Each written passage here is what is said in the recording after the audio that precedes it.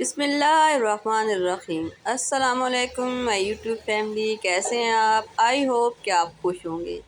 आज मैं लाई हूँ बहुत ही ज़बरदस्त सी रेसिपी, जिसके लिए आलूओं को छीलने के बाद स्लाइसर की मदद से स्लाइस में कटिंग कर ली है। उनको अच्छी तरह वॉश करेंगे ताकि इनका सारा स्टार्च निकल जाए।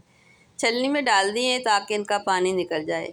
कुछ आलू मैंने लंबे स्लाइसेस में कटिंग किए हैं, इनको भी अच्छी तरह धो के छलनी में डाल देंगे। और कुछ आलूओं को मैंने यहाँ पे स्लिम्स कटिंग की है स्लाइसर की मदद से। इसी तरह मैंने प्याज भी लच्छे में कटिंग किया है, उसको भी धो के साइड पे रख देंगे। अब सारे आलू हम तौली के ऊपर बिछा के इनका जितना भी एक्स्ट्रा पानी है वो सारा सुखा लेंगे। इनको अच्छी तरह से ड्राई करेंगे। इस तरह हमारे पकौड़े जो हैं वो बहुत क्रिस्पी बनेंगे। इनको साइड पे रख देंगे और अगले स्टेप की हम तैयारी करते हैं, जिसके लिए यहाँ पे मैंने एक बड़ा बाउल लिया है। उसमें तकरीबन 400 ग्राम के लगभग मैंने बेसन शामिल किया है। अब इसमें शामिल करेंगे हाथ से क्रश किया हुआ सूखा धनिया 1 चम्मच, अजवाइन का पाउडर 1 चम्मच, ज़ीरा पाउडर 1 चम्मच। इसके साथ शामिल करेंगे हाफ़ चम्मच हल्दी पाउडर। साथ ही शामिल करेंगे 2 चम्मच चावल का आटा। इससे पकोड़े बहुत ज़्यादा क्रिस्पी बनते हैं। इसके साथ जाएगा 1 चम्मच नमक। इसको अच्छी तरह से हम मिक्स करेंगे। अब थोड़ा सा हम ये बैटर जो है साइड पे कर देंगे, जो मैं बाद में इस्तेमाल में काम आएगा।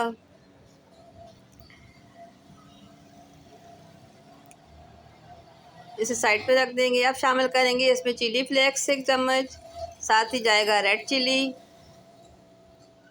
स्पाइसी आप अपनी मर्ज़ी से शामिल कर सकते हैं, कम या ज़्यादा। इसको मिक्स करेंगे। अब से पानी शामिल करके एक अच्छा सा बैटर बनाएंगे। सारा पानी एक साथ शामिल नहीं करना, आहिस्ता आहिस्ता शामिल करेंगे। बैटर हमारा रेडी है। इसमें शामिल करेंगे हरा धनिया, से पत्तियाँ शामिल की हैं।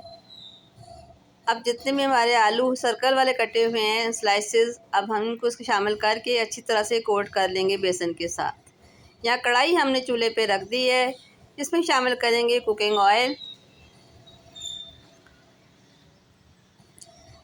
आप चाहें तो घी में भी तल सकते हैं। ऑयल को हम मीडियम फ्लेम पर गरम करेंगे। अब इसमें शामिल कर देंगे सारे हम पकोड़े जो हमने कोट किए थे बेसन के साथ। बड़ी एहतियात से शामिल करने हैं, हाथों को बचाते हुए। इनको फ्राई करेंगे हम क्रिस्पी और गोल्डन होने तक।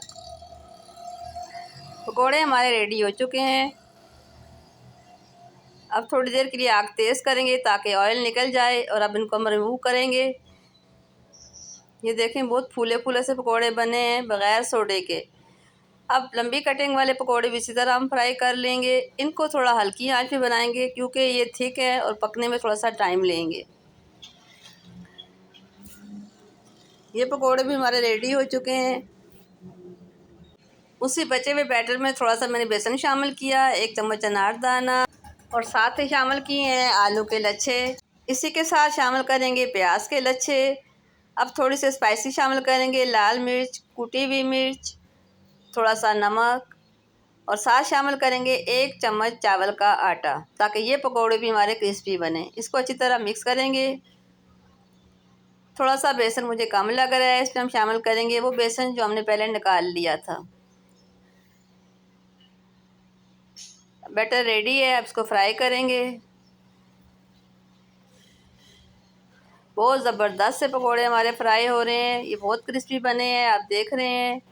अभी मैं आपको इनकी फ़ाइनल लुक दिखाती हूँ। ये देखें, अल्हम्दुलिल्लाह हमारे पकोड़े बहुत ज़बरदस्त से रेडी हो चुके हैं। ये लंबे वाले पकोड़े थोड़े मोटे थे, ये भी अंदर से अच्छी तरह से गल चुके हैं। मैं उम्मीद करती हूँ मेरी आज की रेसिपी आपको पसंद आई होगी। अगर पसंद आई है तो प्लीज़ मुझे कमेंट्स कीजिएगा। साथ ही लगे हुए बेल आइकन को भी प्रेस कर दें ताकि हर नोटिफिकेशन आपको मिले। ग्रीन चटनी के साथ सर्व करेंगे। मिलते हैं अगली रेसिपी में, तब तक के लिए अल्लाह हाफिज़।